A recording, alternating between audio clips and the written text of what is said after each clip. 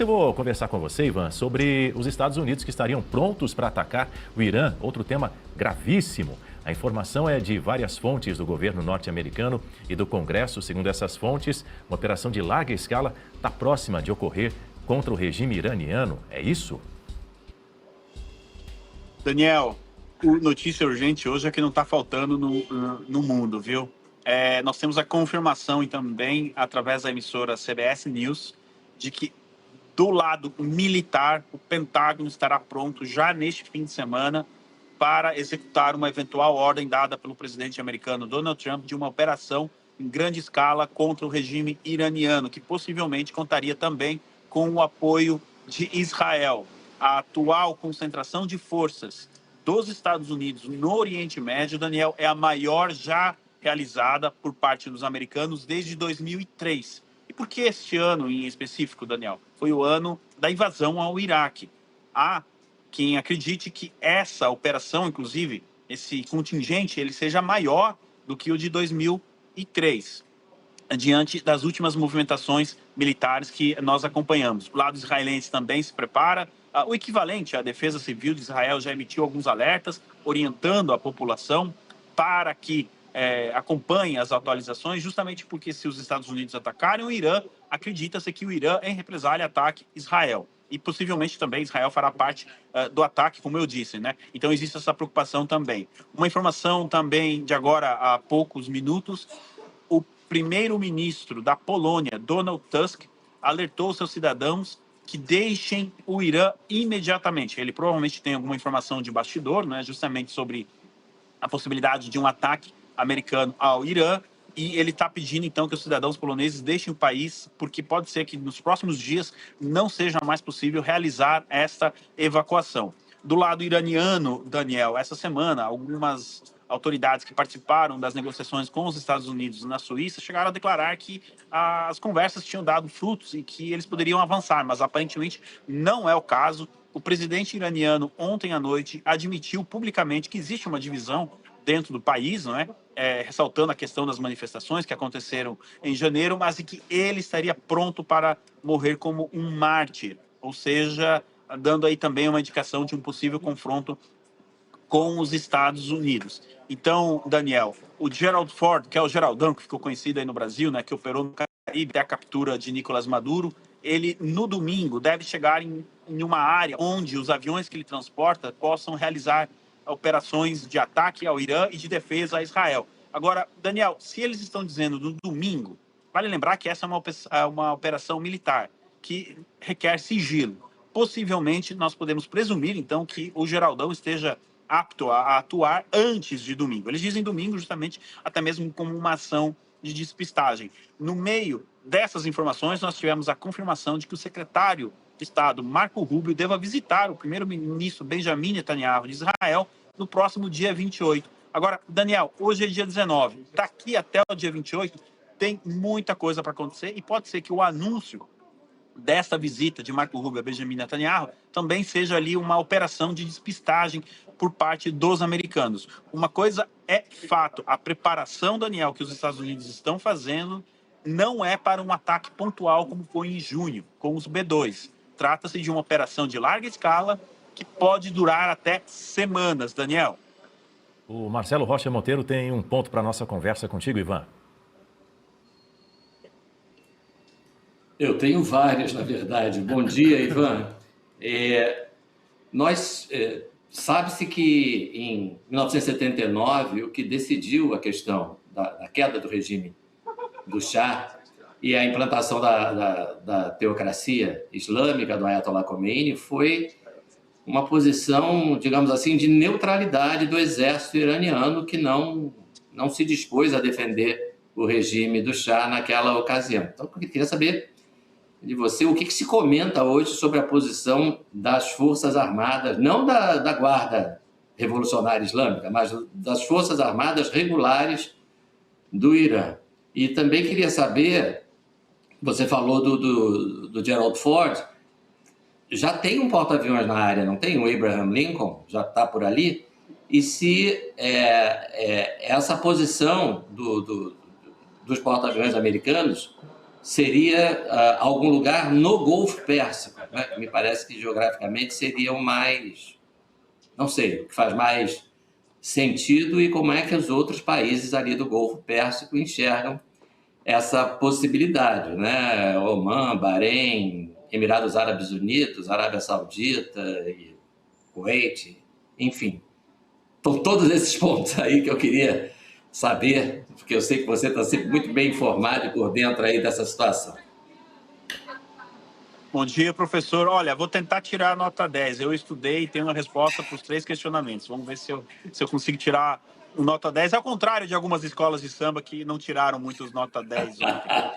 Bom, professor Marcelo, a primeira questão. Como o exército regular iraniano irá se comportar, nós obviamente ainda não sabemos, mas até hoje, desde aquela revolução, o exército jamais se integrou totalmente ao regime. Por isso que nós temos a guarda revolucionária. Possivelmente, o exército, em um primeiro momento, deva realizar operações de defesa. Mas conforme a guerra se estender, o temor do regime é que os comandantes digam: por que eu estou aqui arriscando a minha vida por um regime que está prestes a cair? Vou negociar com os americanos. Então, existe essa possibilidade, e esse é o grande calcanhar de Aquiles, talvez, do regime, essa falta desta integração total com as Forças Armadas. Sobre os porta-aviões, sim, são 2, o Abraham Lincoln e o Gerald Ford. O Abraham Lincoln está no Golfo Pérsico, entre o Golfo Pérsico e o Oceano Índico, e o Gerald Ford no Mediterrâneo, professor. E ele deve chegar muito próximo da ilha de Chipre, onde tem uma base do Reino Unido, que possivelmente pode ser um apoio, né, para a logística. Então, você tem esses 2 porta-aviões divididos estrategicamente, e uma primeira análise militar indica que o Abraham Lincoln seria utilizado para o ataque ao Irã e o Gerald Ford na defesa de Israel. Mas, professor Marcelo, o senhor pode entender que, por mais fontes que eu tenha, por mais que eu estude, a operação militar, ela trata-se de algo sigiloso, né? Então, possivelmente, na noite do ataque, caso ele aconteça, essas cartas sejam embaralhadas justamente para confundir o inimigo. E sobre a posição dos demais países, oficialmente, eles falam em paz. Mas, no mês passado, chegou até a vazar uma informação de que um diplomata da Arábia Saudita, que em público dizia: não, vamos trabalhar pela paz, etc., foi a Washington e pediu para que os americanos realizassem o ataque. Então, professor, os Emirados, em geral, ali, os países da região, eles veem no Irã como uma presença incômoda, com exceção do Catar, que é um país mais próximo de todos ali da região em relação ao Irã. Os demais podem até, em um primeiro momento, condenar aquelas notas públicas, sabe? Condenamos o ataque, etc. Mas, por trás das cortinas, eles devem estar esfregando a mão, contando os minutos para um ataque que possa levar à queda do regime iraniano. Daniel, eu devolvo para você. Antes de passarmos para o próximo assunto, eu preciso responder aqui. Professor Marcelo Rocha Monteiro, posso dar nota 10 para ele aqui como seu assistente? Com louvor. Com louvor, 10 com louvor, como Muito sempre. Bem, muito bem. Van Kleber, nota 10. Muito bem. Ivan, vamos seguir com os nossos assuntos agora, falando de um assunto seríssimo, com notícia urgente para você que nos acompanha aqui no Jornal da Oeste, primeira edição. O ex-príncipe Andrew, irmão do rei Charles do Reino Unido, foi preso. Ele é suspeito de conduta imprópria em cargo público. Como é que isso aconteceu e que conduta imprópria seria essa, Ivan?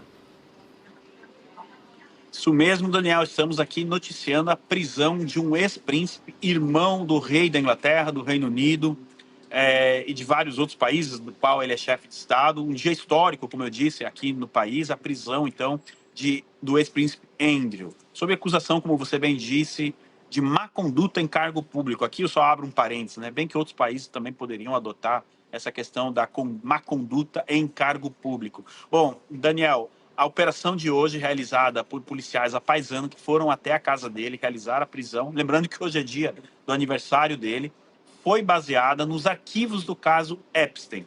E, especificamente, a acusação de que Andrew teria entregue documentos confidenciais do Reino Unido enquanto ele ocupava uma posição na Câmara de Comércio do país. Ou seja, ele entregou documentos muito importantes e confidenciais que ele não poderia ter entregue a Jeffrey Epstein. Essa é a base da operação de hoje. Obviamente que o envolvimento do Andrew em nos arquivos, né, no caso do Epstein, vai além dessa questão. A polícia optou por realizar a optou, né, por essa questão. Pode ser que eles tenham já a investigação já mais adiantada sobre esse ponto, o que levou à prisão dele. A família real, o rei Charles, o príncipe William, aparentemente não fizeram nenhuma tentativa nos bastidores ou de articulação para que Andrew não fosse preso.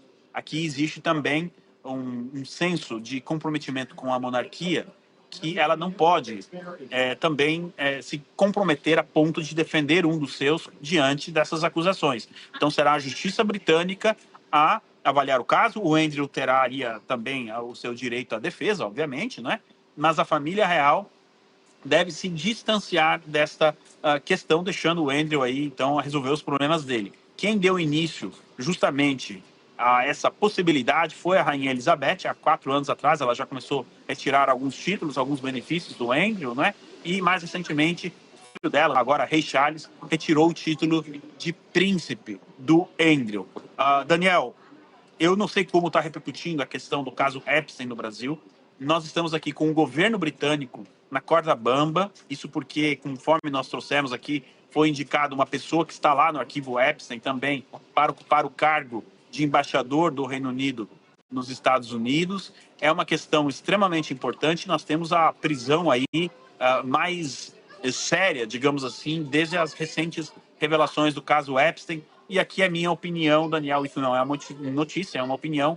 Acho que não vai parar por aí não, viu? Nós teremos mais prisões importantes relacionadas ao caso Epstein. E um outro efeito colateral do caso Epstein foi com Bill Gates. Ele deveria discursar hoje na Índia, em um evento, inclusive, que conta com a presença de Lula, sobre a inteligência artificial, e diante da possibilidade dele ser questionado pelo seu envolvimento com Epstein, Bill Gates cancelou o discurso que faria na Índia. Daniel, olha, prepare-se, porque eu acho que o caso Epstein vai abastecer e muito os noticiários nos próximos meses, viu? Nós seguiremos acompanhando juntamente com você aqui na Oeste, meu caro Ivan Kleber. Agora 8h18, estamos ao vivo até às 10 horas da manhã com as principais notícias, não só do Brasil, mas também de todo o mundo. Você falava aí de um dia histórico sobre essa prisão do ex-príncipe Andrew, o irmão do rei Charles. Outro dia histórico neste ano ocorreu no último 3 de janeiro com a prisão de Nicolás Maduro. E a Justiça dos Estados Unidos decidiu adiar o julgamento do ex-ditador venezuelano e também da mulher dele, a Cília Flores, porque ainda não começaram a julgar Maduro. Tem previsão de quando isso vai acontecer, Ivan? Daniel, foi um adiamento de 3 ou 4 dias. Era para o dia 17 de março, depois para o dia 23 e agora 26 de março. Portanto, o mês que vem. Esses adiamentos acontecem, em muitos casos, Daniel, por questão de segurança. Você imagina a logística necessária para levar o Maduro do presídio no Brooklyn até o tribunal, ou ali onde ele prestará depoimento, enfim, ouvirá as perguntas dos juízes, etc. Então, existe o temor de que algum grupo tente libertar Maduro, tente realizar uma operação ousada ali e de libertação do Maduro. Então, é possível que ainda, de hoje até o dia 26 de março, a gente tenha mais algum outro adiamento, e a data mesmo deve ser definida ali na semana, mas possivelmente ainda no mês de março, Daniel. Então, esses atrasos, eles acontecem por questões envolvendo logística e questão envolvendo segurança, e também para que a defesa e a promotoria preparem ali, né, justamente esse depoimento do Maduro. Ontem, se você me permite, nós tivemos uma atualização. Do foi acusado formalmente pela justiça americana de entregar passaportes diplomáticos a membros do narcotraficantes do México. E com esses passaportes diplomáticos, então, isso facilitava a operação, a distribuição de cocaína dentro dos Estados Unidos e também o transporte de valor, dinheiro dos Estados Unidos para a Venezuela. Então, nós tivemos mais essa acusação. E, Daniel, por que a Procuradoria, né, faz essa acusação? É um recado que eles estão mandando para a defesa do Maduro. Nós sabemos tudo o que você fez. Por que não facilitar para os dois lados e começar a negociar uma delação premiada? É isso que a gente vai descobrir nos próximos meses, se eventualmente o Maduro opte aí pelo caminho mais fácil e comece a delatar, Daniel. E o secretário de Estado norte-americano, Marco Rubio, está mantendo conversas reservadas com Raul Guillermo Rodrigues Castro, o neto do ex-ditador cubano Raul Castro. Ô, Ivan, o que eles têm conversado, você sabe? Olha, Daniel, adoraria ter participado, inclusive, das conversas, mas infelizmente não cheguei a tanto. Mas o que nós podemos deduzir é que Marco Rubio está dizendo a ele: olha, veja o que está acontecendo na Venezuela. Você pode ser a nossa Delcy Rodrigues e ajudar na transição para uma Cuba redemocratizada e para uma Cuba finalmente livre. Nós tivemos algumas informações de bastidor nos últimos dias de que os Estados Unidos já tinham individuado quem poderia ser a Delcy Rodrigues cubana. Aparentemente pode ser o neto do Fidel, que ajude aí, em um primeiro momento, a derrubar o regime, pelo menos como nós conhecemos agora, e que dê início também a um processo de transição dentro da ilha cubana. Lembrando, Daniel, que já são aproximadamente 30 dias de um embargo forte, de um embargo ferrenho. Agora sim, o embargo a Cuba está sendo aplicado, não chega petróleo a Cuba. Vários serviços de extrema importância, né, para a sociedade já não funcionam mais. E uma coisa que ninguém está falando, o exército cubano também está ficando sem combustível, deixando aberta aí uma possibilidade, inclusive, para uma opção militar americana. Mas a estratégia de Marco Rubio, da Casa Branca, é de convencer o regime cubano que acabou. Arrendam-se e finalmente liberem Cuba desse regime que já deveria ter caído, melhor dizendo, não deveria nem ter começado, mas já que começou, deveria ter caído há muito tempo. Então, Marco Rubio está dando uma opção, está deixando uma porta aberta para o regime levantar as mãos, sair e, finalmente, a gente conseguir essa transição lá na ilha caribenha, Daniel. Bom, vou trazer um assunto aqui que tem relação com o Brasil, a relação do Brasil com a Venezuela também, e também a relação internacional do nosso país, ou do governo Lula, com o governo norte-americano, porque o presidente Lula pretende se reunir com o presidente dos Estados Unidos, Donald Trump, em Washington, na segunda quinzena de março. Ou seja, é até meio que perto ali do julgamento de Nicolás Maduro. Bom, o objetivo, segundo o governo, é discutir um possível aval dos Estados Unidos para que a Petrobras possa voltar à exploração de petróleo na Venezuela. A estatal brasileira já atuou no país em anos anteriores, mas a instabilidade política, a crise econômica, as sanções internacionais interromperam essas operações. E com a captura de Nicolás Maduro pelos Estados Unidos, o governo de Delcy Rodrigues assumiu compromissos sobre decisões estratégicas relacionadas à exploração e à comercialização de petróleo no país. Aliás, Ivan Kleber, o presidente Lula também pretende tratar das sanções americanas a Cuba, que atingem, inclusive, países que fornecem petróleo à ilha, caso do Brasil, não é? Ô, Daniel, eu devo ter perdido alguma coisa, porque, se não me engano, Lula é presidente do Brasil, ele não é presidente da Venezuela e não é presidente de Cuba. E ele, como presidente brasileiro, deveria tratar dos interesses do Brasil com o presidente americano. Gostemos ou não, não é? Quais poderiam ser esses interesses, mas, em teoria, essa deveria ser a prioridade da agenda e não o embargo a Cuba. Daniel, não sejamos ingênuos. O que o Lula quer fazer é proteger o regime cubano, proteger as estruturas do Foro de São Paulo. Você imagina a quantidade de documentos relacionados ao Foro de São Paulo que estão em Havana nesse momento e que podem cair na mão, então, dos americanos, na mão do secretário Rubio. É isso que tira a noite de sono de muita gente no Planalto, até mais do que, eventualmente, outras questões. Então, o que o Lula está fazendo em relação a Cuba é isso. Sobre a questão da Petrobras, os Estados Unidos estão realmente buscando aí parcerias para restaurar a indústria petrolífera da Venezuela, inclusive com petrolíferas europeias, americanas, porque existe um entendimento na Casa Branca, Daniel, que se bem explorada a questão do petróleo na Venezuela, com o investimento certo e com o retorno certo, o preço dos combustíveis pode cair em todo o mundo, não somente nos Estados Unidos. E todo o comércio mundial poderia ser beneficiado com essa queda do preço dos combustíveis. Então, existe esse apetite, sim. Pode ser que a Petrobras consiga ali uma fatia desse investimento, mas é sempre bom lembrar que o fantasma da Lava Jato ainda ronda nos Estados Unidos em relação à empresa. Quando se fala em Petrobras, o nome da Lava Jato sempre aparece para assustar ali, né, os investidores. Então, nesse cenário, a gente precisa acompanhar o que vai acontecer, mas não seria nenhuma surpresa também e não podemos nem considerar uma grande vitória geopolítica da Petrobras, caso ela consiga operar dentro da Venezuela, porque é algo que justamente os Estados Unidos querem nesse momento, a possibilidade aí de que o petróleo venezuelano possa ajudar na queda do preço dos combustíveis mundo afora, Daniel.